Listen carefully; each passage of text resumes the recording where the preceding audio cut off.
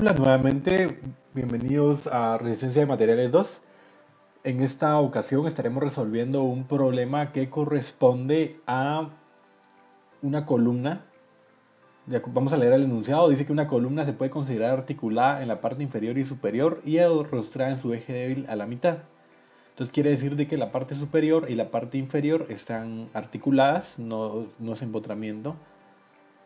Y que acá está arrostrada con respecto a su eje débil. Recordemos que las columnas perfil W o de patín ancho o perfil I tienen cierta característica que les proporciona bastante rigidez o bastante inercia con respecto al eje X en este caso, ¿verdad?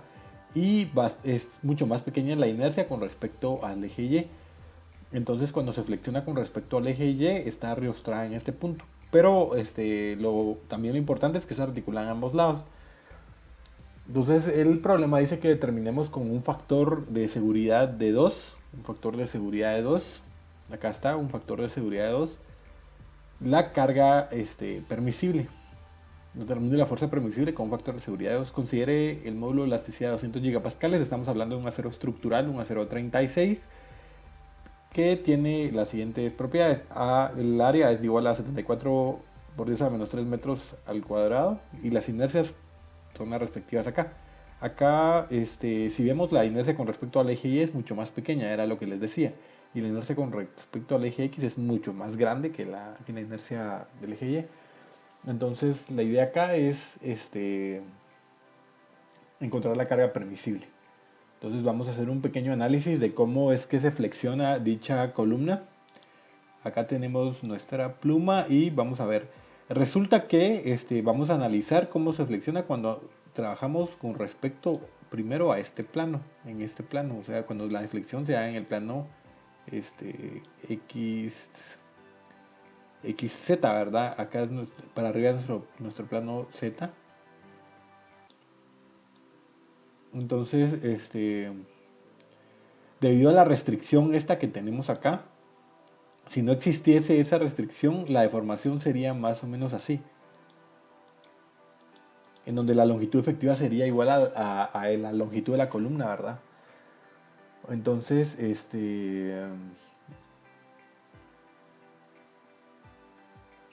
solo voy a revisar, acá no aparece la longitud de la columna. Ah, no, sí aparece la de 6 metros acá, es de 12 metros. Entonces, en este caso, la longitud efectiva, si no estuviera ese restauramiento, sería igual a 12 metros.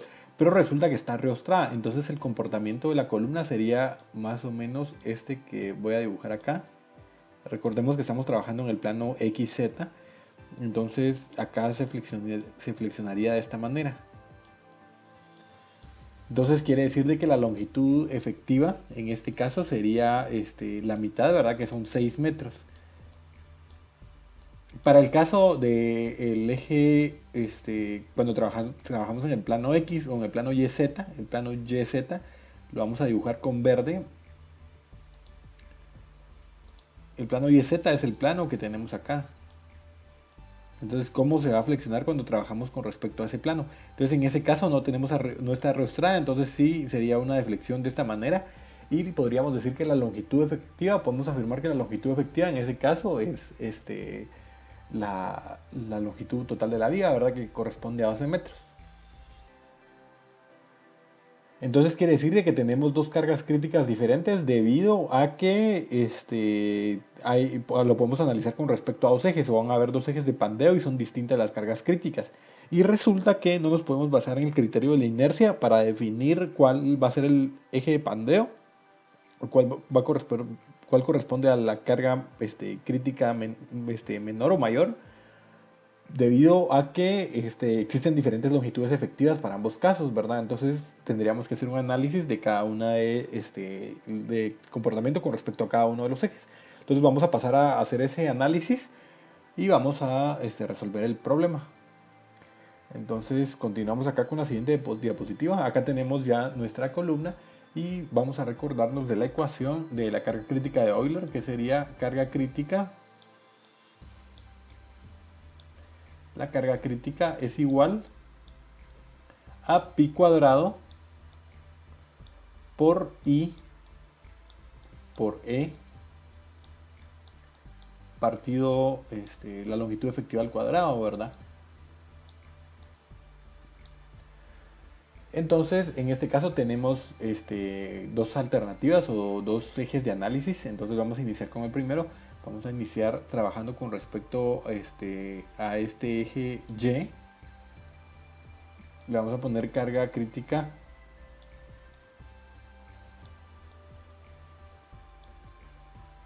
con respecto al plano XY, ¿verdad? O podríamos poner que es con respecto al eje Y, acá para no confundirnos. Entonces esa sería igual a pi cuadrado por la inercia que corresponde a la inercia con respecto al eje Y, que en este caso es esta inercia que tenemos acá, que es 18.8 por 10 a la menos 6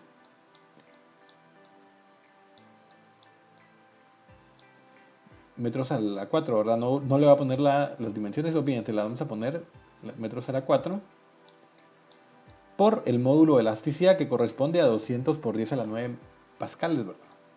200 gigapascales, 200 por 10 a la 9 pascales. Dividido la longitud efectiva. En este caso, recordemos que de acuerdo al enunciado, de acuerdo a la figura, la longitud efectiva no va a ser la longitud total de la viga, ¿verdad? Sino sería la longitud, la mitad, porque está riostrada, ¿verdad? Entonces eso está haciendo que el comportamiento de la viga, la longitud efectiva sea menor. Entonces sería 6 metros. 6 metros al cuadrado. Eso sería para el caso de si se flexiona en el plano XZ. Luego, vamos a cambiar de color para hacer el otro análisis. Vamos a poner un color anaranjado para que se vea bien. Ahora vamos a hacer análisis cuando se deforma en el plano YZ, que sería el plano este. Entonces en este caso la deflexión sí sería acá, porque no hay arrastramiento en esta dirección, ¿verdad? Entonces la carga crítica respecto al eje X va a ser igual a pi cuadrado por la inercia, que en este caso es 87.3. Entonces es considerablemente más grande, 87.3 por 10 a la menos 6 metros a la 4 por, es del mismo material, ¿verdad? 200 gigapascales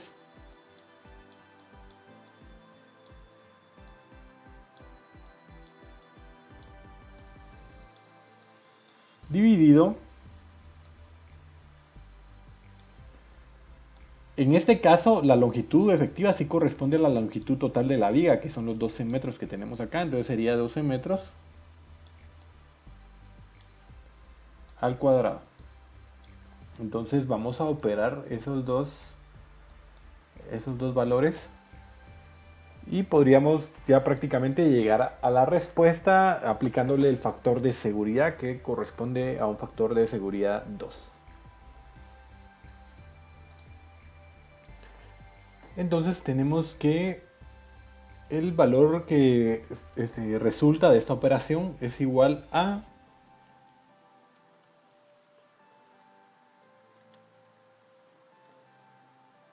1035 kilonewton, 1035 kilonewton,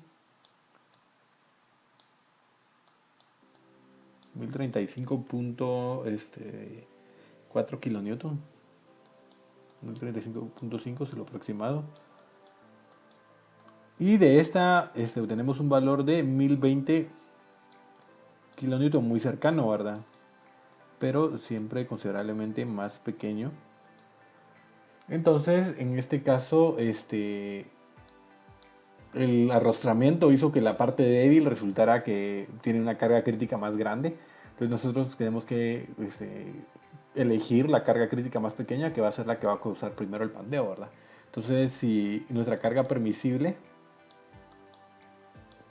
ese es un problema bastante fundamental, un problema, nuestra carga permisible sería igual a nuestra carga última dividido el factor de seguridad, ¿verdad? Que sería 1020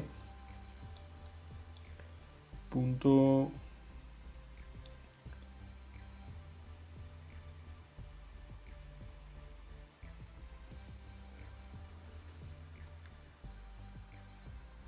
no, perdón, acá es 1202.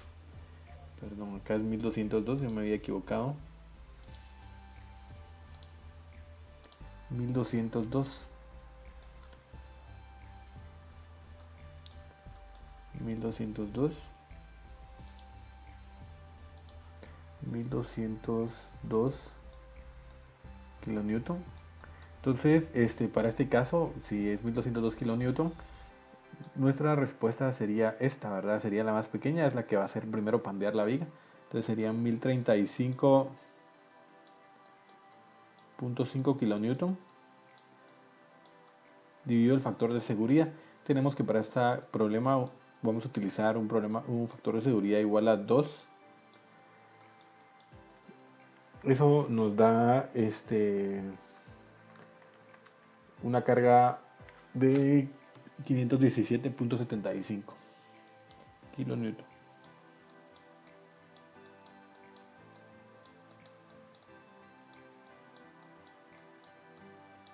Y entonces tendríamos nuestra respuesta, que sería nuestra carga permisible.